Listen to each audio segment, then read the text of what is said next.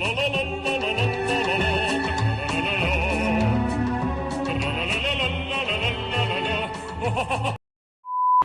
400 কোটি বছর আগে মহাবিশ্বে এক ক্ষুদ্র কোণে শুরু হয়েছিল এমন একটি গল্প যার ফলাফল আজ আমরা সবাই।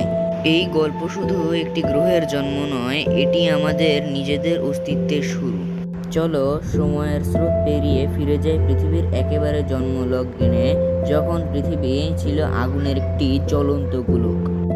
আমি হলাম আরমান খন্দকার, আর তোমরা দেখছো তোমাদের ফেভারিট চ্যানেল টেকনো বয়। তখন কোনো পৃথিবী ছিল না, শুধু ছিল গ্যাস, ধূলিকণা এবং বরফের বিশাল একটি ঘূর্ণায়মান মেঘ, যাকে বিজ্ঞানীরা নাম দেয় সৌর নীহারিকা। মহাকর্ষণের প্রভাবে এই মেঘ ধীরে ধীরে সংকুচিত হতে শুরু করে, কেন্দ্রে জমা হতে থাকে বিপুল পরিমাণে পদার্থ। সেখানে জন্ম নেয় আমাদের সূর্য। আর সূর্যের চারপাশে ঘুরতে থাকা ধূলিকণা শিলাখণ্ড একে অপরের সঙ্গে সংঘর্ষ করে বড় হতে থাকে। লক্ষ লক্ষ সংঘর্ষের পর ধীরে ধীরে তৈরি হতে শুরু করে নতুন গ্রহ। তাদের মধ্যে একটি ছিল আমাদের পৃথিবী।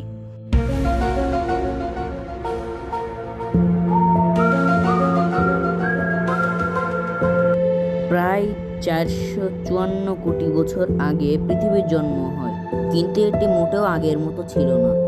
এটি ছিল সম্পূর্ণ গলিত শিলার তৈরি একটি অগ্নিগোলক। পৃথিবীর তাপমাত্রা ছিল হাজার হাজার ডিগ্রি সেলসিয়াস। সর্বত্র লাভার সমুদ্র, কোনো মহাসাগর নেই, কোনো বাতাস নেই, কোনো প্রাণ নেই। মহাকাশ থেকে প্রতিনিয়ত বিশাল গ্রহাণু ও ধূমকেতু পৃথিবীতে আঘাত করছিল। প্রতিটি সংঘর্ষ পৃথিবীকে আরো উত্তপ্ত করে তুলছিল।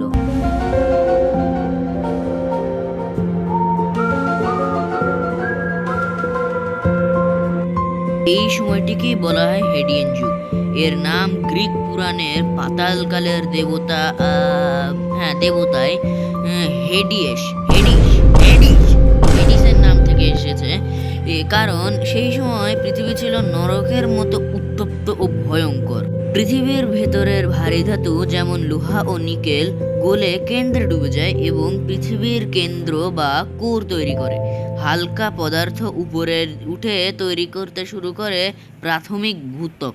এইভাবে পৃথিবীর অভ্যন্তরীণ স্তরগুলো ধীরে ধীরে গঠিত হতে শুরু করে।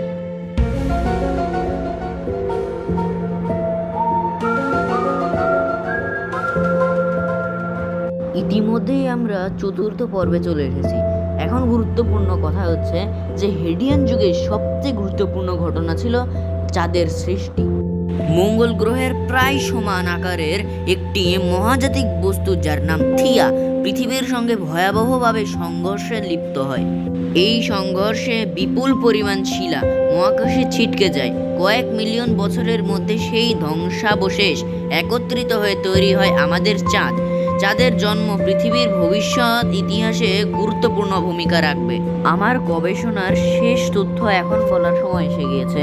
হেডিয়ান যুগে পৃথিবীতে কোনো প্রাণ ছিল না, শুধু ছিল আগুন, লাভা, বিস্ফোরণ এবং অবিরাম মহাজাতিক সংঘর্ষ। তবুও এই কঠিন সময় গড়ে উঠেছিল পৃথিবীর ভিত্তি, এর কেন্দ্র, এর ভূত্বক এবং এর চাঁদ। এতক্ষণ চা, বিস্কুট, পপকর্ন বাদে দেখার জন্য ধন্যবাদ। আর তোমরা যদি কেউ নতুন হয়ে থাকো তাহলে তারা সাবস্ক্রাইব করে দিও।